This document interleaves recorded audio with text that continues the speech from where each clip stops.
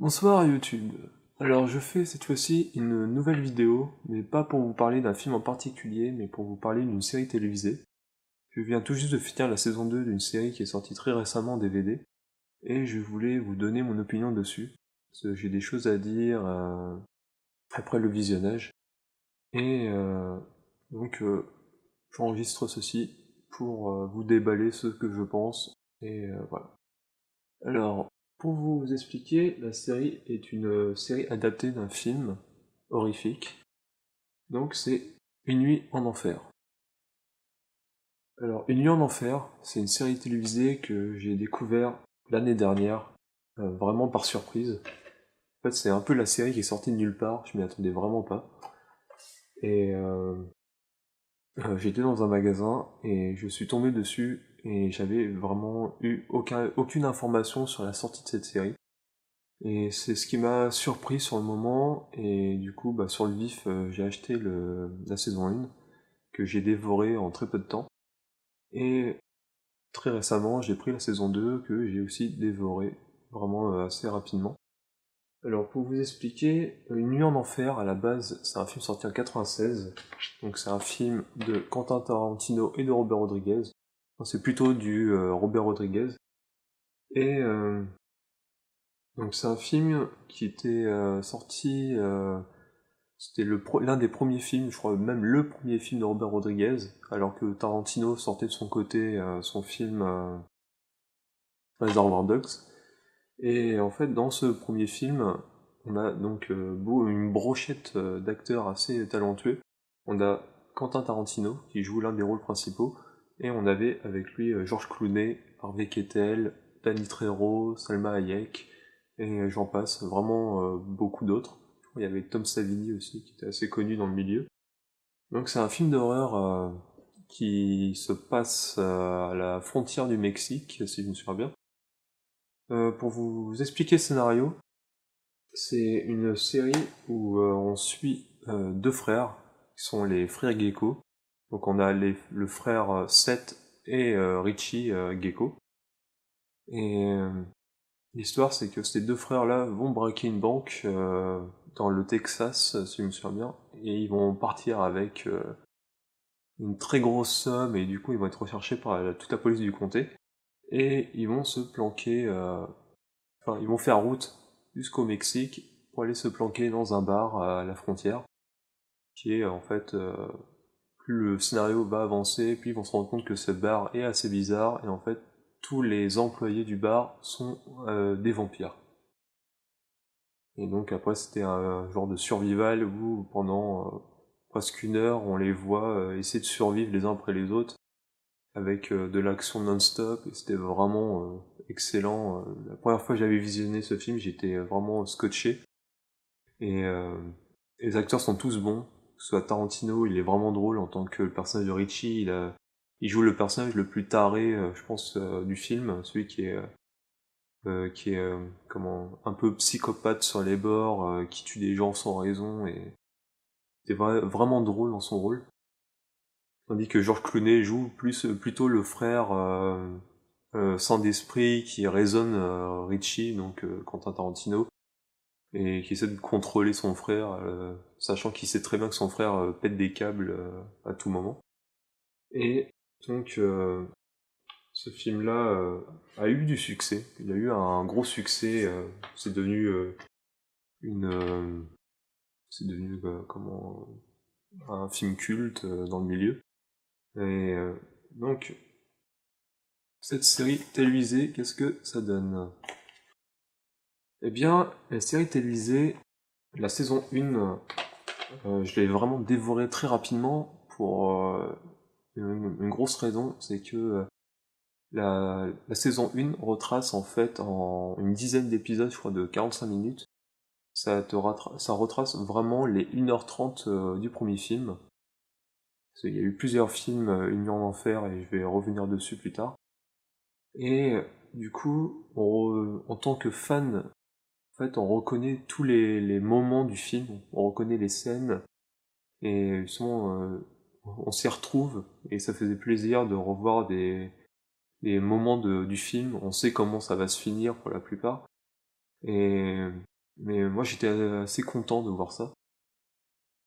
Et bon, du coup dedans on retrouve aucun acteur du film original, c'est que des nouveaux acteurs. Mais pour ma part je les trouve tous assez bons dans leur rôle. Et surtout pour des personnages tels que le shérif, que je trouve vraiment excellent dans son rôle. Et ce sont les mêmes personnages mais avec des acteurs différents. Et on retrouve exactement le même bar et avec les mêmes événements comme dans la fin du film. Après, la fin de la série est différente. Et c'est ça qui a un peu gêné beaucoup de monde. C'est que la série se termine d'une manière... elle prend d'autres chemins en fait par rapport à l'œuvre originale. Et je sais que certains ont détesté la série à cause de ça, parce que déjà ils trouvaient que la série rallongeait le film pour rien, et qu'ensuite la fin était complètement... c'était interdit de faire une fin pareille. Et en fait, moi, je l'ai pris comme une nouvelle écriture, en fait, une nouvelle réalisation du film. Il faut savoir que cette série télévisée est quand même réalisée par Robert Rodriguez lui-même. Vous pouvez voir ici. Et du coup, en fait, c'est comme si, en fait, il reprenait son propre film et il le remettait au goût du jour, en fait, en proposant une nouvelle réalisation, une nouvelle construction de l'histoire, tout ça. Et au final, moi, ça m'a pas gêné. J'ai trouvé ça vraiment très bien. Et donc, à la fin de cette saison 1, une saison 2 était déjà annoncée. Donc, qui est celle-ci. Alors, on retrouve les mêmes personnages pour la plupart, il y en a juste quelques-uns qu'on revoit pas. Euh, Par contre, dedans, on retrouve l'acteur Danny Trejo, qui est donc Danny Trejo, qui a un rôle vraiment secondaire, mais qui est assez sympathique. Et en fait, déjà, Danny Trejo, c'est un bon pote de Robert Rodriguez, et je crois qu'il apparaît que dans quasiment tous les films de Robert Rodriguez. Et dans les films Il nuit en enfer, il apparaissait déjà dans les 3 films originaux. C'était vraiment le personnage récurrent qui revenait dans tous les films. Et cette fois-ci, il revient dans la série, seulement dans la saison 2, pour un autre rôle, c'est pas le même. Mais il est quand même très bon. Et cette série prend un autre chemin, qui est vraiment assez différent de la saison 1, où il y a toujours le côté horrifique, sauf qu'on va nous dévoiler, nous construire en fait l'histoire sur ces vampires. On va en savoir vraiment plus sur leur passé, d'où ils viennent, leur leur tradition. Et, et justement, il joue beaucoup sur l'univers des gangsters aussi, des cartels mexicains. Sauf que il rajoute une part d'ombre qui expliquerait que ces vampires font partie d'un cartel encore plus ancien que tous les autres, qui ont la main mise un peu sur tous les trafics illégaux du Mexique et du Texas. Et c'est c'est c'est une nouvelle prise de risque en fait. Et l'histoire évolue carrément. Et ça m'a pas déplu. L'histoire est quand même sympathique à suivre. Les acteurs sont toujours aussi bons. Ça, ça prend des risques. Du coup, c'est ce que j'aime dans cette série, c'est qu'elle essaie de se relancer d'une autre manière en, en essayant de pas refaire une saison 1 bis en copiant de A à Z. Euh, on revoit des lieux de la saison 1, enfin même le lieu du film, qui est donc le bar en lui-même, qui s'appelle le Titty Twister. Et sauf que dans la saison 2, le lieu va être délaissé. Et c'est vraiment pour nous montrer que ils partent partent sur un autre chemin et ils partent sur de nouvelles idées. Et c'est quand même super ingénieux, je trouve, dans ce qu'ils ont décidé de faire.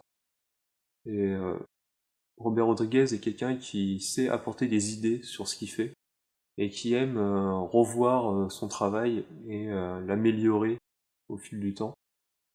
Donc pour ma part, c'était toujours une bonne surprise. Alors, je vais vous parler également des deux autres suites qu'il y a eu. Alors, il y a eu la suite en 99, qui était Une nuit en enfer 2, Le prix du sang. Alors, c'est censé être une suite plus ou moins directe au premier film avec George Clooney et Quentin Tarantino. Sauf que le seul point commun qu'on a, c'est le bar que vous voyez là, le Titi Twister, et Danny Trejo qui rejoue son même rôle. Et à part ça, on a vraiment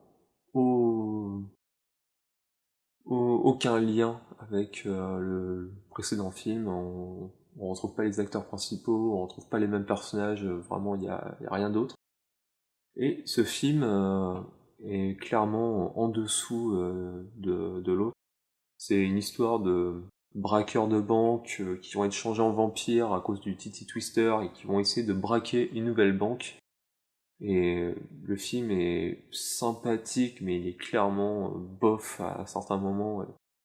Quand on passe de Une nuit en enfer à ce film-là, on est clairement déçu par ce qu'ils ont fait en fait, par les choix qu'ils ont pris. Et ensuite, il y a eu un troisième film, et on sent que c'est là où ils ont vraiment gaspillé le filon, on va dire. C'était Une nuit en enfer 3, qui s'appelle La fille du bourreau. Alors là, c'est comme une grosse partie des sagas, lorsqu'on n'a pas d'idée, on fait un préquel qui se passe dans le passé pour expliquer les origines. Et ce film essaye d'expliquer les origines de la malédiction avec les vampires, avec la construction du Titi Twister, tout ça. Donc le seul lien qu'on a avec les autres films, c'est le Titi Twister et toujours Danny Trejo, si j'ai bonne mémoire. Et le film se passe du coup à l'époque de la Révolution mexicaine, et à part ça, tout le reste est oubliable. Il n'y a vraiment rien à retenir ce film, et je pense que c'est un bon navet. Alors, du coup, que penser de cette série télévisée? Alors, moi en fait, je trouve que cette saison 2 est en fait ce que aurait dû devenir en fait le Union d'Enfer 2 qui était sorti en 99 en fait. C'est une suite logique qui rajoute qui donne du renouveau à la saga, qui, euh, qui relance des idées, qui prend des risques, comme je l'ai dit. Et contrairement à Une nuit en enfer 2, là on a vraiment de la bonne réalisation, on a vraiment une suite vraiment de qualité. Euh, pour la petite anecdote, Robert Rodriguez n'a pas tourné les films Une nuit en enfer 2 et 3. Il a juste laissé à d'autres réalisateurs de sa boîte, je crois qu'ils travaillent tous chez Miramax, si j'ai bonne mémoire, et il a juste, enfin, il présente le film, mais il le réalise pas, il le signe pas, et du coup, cette série est donc cette saison 2 est la vraie suite officielle à Une nuit en enfer. La série télévisée, parce que bon, elle est assez différente du film, c'est sûr, et que la fin n'est pas la même dans la série que dans le film, mais je la trouve vraiment réussie. Alors, pour ma part, je vous la conseille fortement, parce que je la trouve vraiment superbe. Euh, Enfin, il y a des petits moments qui sont un peu bizarres dans la saison 2, mais c'est vraiment assez rare et ça passe. On n'y fait pas toujours attention, mais les acteurs sont vraiment bons. Dans cette saison 2 là, en plus de retrouver Harvey Keitel, pas Harvey Keitel, Danny Trejo, je veux dire. Et en plus de Danny Trejo, on retrouve un autre acteur qui est connu pour jouer dans d'autres films de Robert Rodriguez, comme dans les films Machete, qui est donc, j'ai oublié son nom, qui est également l'acteur qui joue Frank Lapidus dans la série Lost, dans les dernières saisons. Donc c'est un acteur que j'aime beaucoup aussi.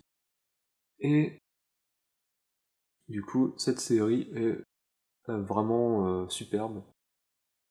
Et du coup, je vous la conseille. C'est un bon visionnage. Je trouve que la musique est vraiment excellente. Je crois que toutes les musiques sont composées pour la plupart par un groupe mexicain qui sont des amis de Robert Rodriguez, qui apparaissent justement dans les saisons 1 et 2, ce sont justement le groupe qu'on voit faire de la musique dans le Titi Twister ou dans un autre bar de la saison 2. Donc les musiciens qui font la bande originale apparaissent eux-mêmes dans la série et c'est plutôt sympa. Et donc ouais, les acteurs sont très bons, les effets spéciaux sont très bons, les maquillages le sont aussi. L'histoire est sympathique. Je sais pas s'il y aura une saison 3. Selon le scénario, saison 3 est plausible. Je sais pas si elle a été annoncée, mais c'est possible. Et voilà, du coup, je vous conseille fortement Une nuit en enfer, saison 1 et saison 2. Enfin, une et l'autre, c'est la 2. Et voilà. En plus de ça, qu'est-ce que je peux vous dire de plus je vous invite toujours à commenter. J'aimerais bien avoir votre avis, par exemple, sur la saga Une nuit en enfer. Est-ce que vous avez aimé le premier film? Est-ce que vous avez aimé le 2 et le 3? Qu'est-ce que vous en pensez? Est-ce que vous avez aimé la série télévisée? Donnez-moi votre opinion dessus. Et voilà.